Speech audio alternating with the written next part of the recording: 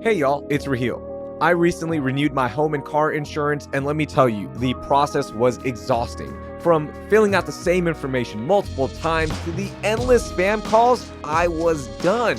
Well, that process is easier now. Coverage Cat is a better way to buy your car, home, and renter's insurance. You fill out one online form, they compare dozens of carriers to find your best policy, and you skip the sales calls. They'll do it all for you. Learn more and get your free optimized insurance quote today at coveragecat.com. Did you really think we were going to catch a break with our allergies just because we're in the middle of another Houston summer? Well, guess again, because if you woke up with puffy eyes and a runny nose just like I did, then you know allergies haven't gone anywhere. That's why I want to play back an episode from earlier this year with allergist Dr. Jessica Rajan to talk about how we can survive this never-ending onslaught of allergy season in H-Town. It's Wednesday, July 12th, 2023. I'm Raheel Ramzanali, and here's what Houston's talking about. Dr. Rajan, welcome into CityCast Houston. How are you? I'm doing well. How are you? I'm doing all right. Before we even start talking about allergies, I want to ask you, do you have any allergies? I do. Yes, I do, in fact. So I have environmental allergies. I'm allergic to a variety of pollens, dust, and cats. So where does an allergist go for her allergies? Sure. So typically I either see a colleague who works in my office or I kind of take care of myself. All right. That's good to hear. Okay. So we always hear about, people saying my allergies are acting up. Sure. But what exactly does that mean? Like, are most people allergic to pollen? Could it be something else? Is it just an excuse to say that they have a fever or cold and they don't want to admit it? What is that? Sure. So if they truly know that they have allergies that have been diagnosed, they're usually referring to, yes, pollens, which are things like grasses, trees, and weeds. But it could also be things like molds, cats, dogs, so animals, and even a dust mite or cockroach. People don't realize cockroach is actually a pretty common allergy in Houston as well. And so when their allergies are acting up, it could be that they have had increased exposure to something that they're allergic to. And so now they're having increased symptoms as a result of that exposure. Wait, like cockroach as in cockroaches? Is like the cockroach fecal material. Yeah, which is pretty disgusting. Oh, wow. I did not know that. Like, how common is that? Pretty common, actually, unfortunately. So we usually recommend for those patients that they decrease their exposure, which nobody really wants to have a pet cockroach. It's not like their goal in life, but yeah, we recommend that they follow extermination and, try to get rid of the cockroach infestation if that's occurring. Interesting. So in the new study that we saw, the Asthma and Allergy Foundation of America, the researchers found that climate change is responsible for about 50% of the increase in pollen seasons and about 8% of the increase in pollen concentrations. Have you noticed more patients on hotter days coming into your clinic? So not necessarily on hotter days, but what they found with climate change is that it's overall affecting the levels of pollens that we're seeing, so the amount of pollen produced, and also it's extending the duration of the pollen season. So again, the trees, grasses, and weeds, we're seeing in higher amounts over extended periods of time. So it doesn't necessarily correlate with hotter days per se, but we're just seeing longer seasons. And so people are affected for longer periods of time. And so that can affect a variety of allergic diseases. So whether it be allergies, like what you're familiar with in terms of runny nose, stuffy nose, nasal allergies, but then also symptoms like for asthma. So with the allergies that you mentioned, like, of course, they're a big problem here, right? And we were the 12th hardest place to live in because if you have allergies, then with that information out there, do you think that is true? Like, are we one of the hardest places to live in because of allergies? For sure. So I have a number of patients who will tell me they've lived in a variety of cities and they've never had allergies, or they had mild allergies until they moved to Houston. So some may say that Houston's a hotbed for allergies, so to speak. And part of it is we don't have true seasons in terms of the cold weather that other parts of the country may experience. And so because of that, that lends itself to just in general longer pollen seasons. All right. So when you're walking around on a spring day or a summer day and you just see that yellow film on cars, are you just preparing like, oh, it's going to be a busy day or it's going to be a busy week? Oh, definitely. So usually when that is occurring, patients start calling us. We're having people that are new to the clinic coming in, but also established patients that are calling us saying that they're having a flare of their symptoms, wanting to be seen. So that's definitely a sign that we're having increased pollen counts and that you're likely going to have increased symptoms. All right, so what tips do you have for Houstonians dealing with tree, grass, weed pollen allergies? Yeah, so unfortunately, with those kinds of pollen allergies, you can't really avoid them. We're not expecting you to live in a bubble necessarily. So we know Yeah. you have to go outside. And so outdoor exposure is when you're going to be inhaling these pollens and developing these symptoms. So we still want you to be able to live your life and enjoy the activities outdoors, but just be cognizant of the fact that you're having a high pollen count day in Houston. And so that means, number one, paying attention to the pollen counts. And so I usually use the City of Houston Health Department's website. I find that to be really reliable, and they report the pollen counts Monday through Friday.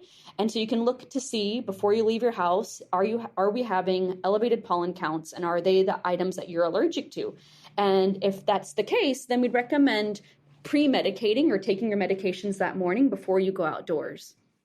Do you have any natural remedies that listeners could incorporate on these hot days or on these high pollen days? Yeah, so for sure we recommend medications, but in terms of natural remedies, things that I recommend people do are if they're mowing the lawn, let's say, and they're allergic to grass pollen, I will recommend that they wear a mask while mowing the lawn. I also recommend that they try using a sinus irrigation system. So that's a way to irrigate your sinuses with saline, which is basically salt water, and wash all the different pollens and irritants out of your nose and out of your sinuses at the end of the day. And that can really help decrease the levels of pollens from entering your system so they're not sitting there percolating and then leading to increased symptoms. Interesting. So when you hear grass pollen, somebody just goes, "Yeah, I'm allergic," right? Or when they're outside, go, "Oh yeah, pollen's bad. I'm just allergic," and they probably haven't gotten a test done. Do you recommend getting an allergy test done for every listener that's out there, or is that something you just know kind of because of the high pollen days and you have symptoms? So if someone's having symptoms and it's bothering them or affecting their quality of life, then I definitely recommend they come on in and get an allergy test performed.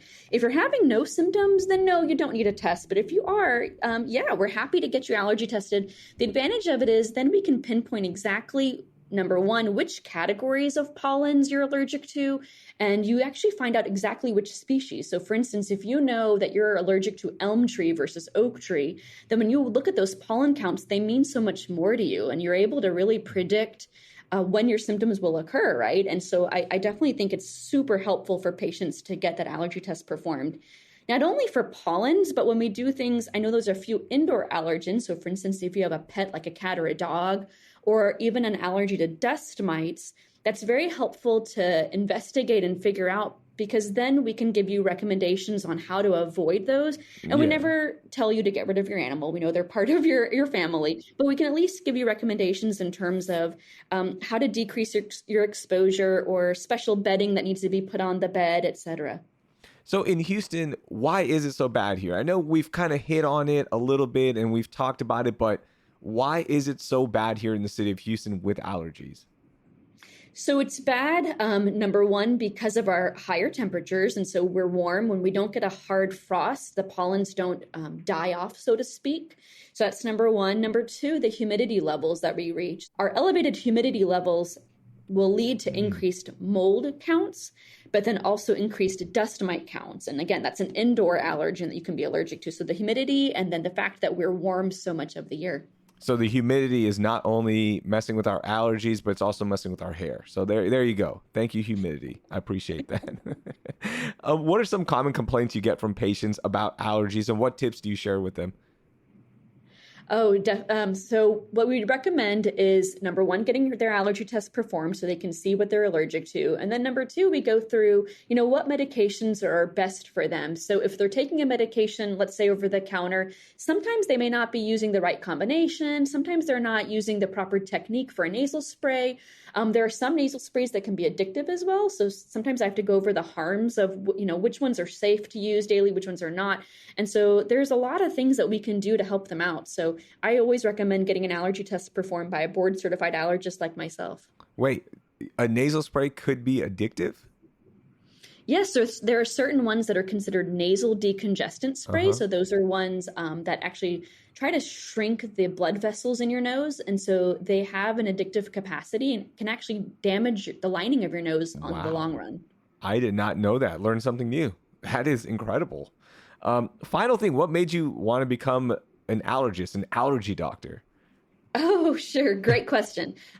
So, number one, I love that we are uh, able to see both kids and adults. I think that's something unique that not a lot of other specialties are able to do. Not a lot of people realize that I'm able to see both populations. And so it's kind of nice because then I can treat the whole family. And then number two, we're able to cause a really significant impact on the quality of life for our patients. So this isn't something that's necessarily, the environmental allergies aren't necessarily life threatening, but when we fix them, we can allow people to now attend their child's soccer games or be able to keep their pet in their house. And so it may not be a life-saving treatment, but we are able to make a big impact. That is so cool. And that's such a great impact. Dr. Rajan, thank you so much for joining us. And here's hoping that, this allergy season, which never ends here in the city of Houston, is a little bit easier on us. But I know you secretly are like, come on, I hope it's a little bit bad so I can see more patients, right? Awesome. Thank you so much for having me. That was allergist Dr. Jessica Rajan. You can learn more about Bellaire Allergy and Asthma with the link in our show notes. All right, before we go, the public battle over reducing property taxes is finally over. The Texas Senate and House reached a deal on a property tax cut that is over $18 billion. So, what does this mean for homeowners?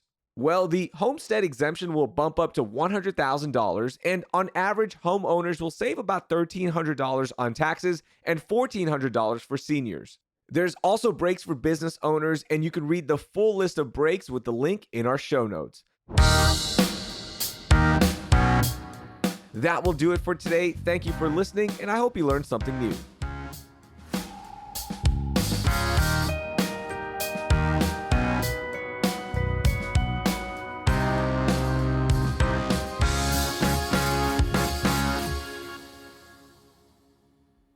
Cool. That was awesome. Thank you. That was great information. Okay, good. Yeah, Awesome. that was This is my excellent. first podcast, so I had no idea what to expect. So thank you so much.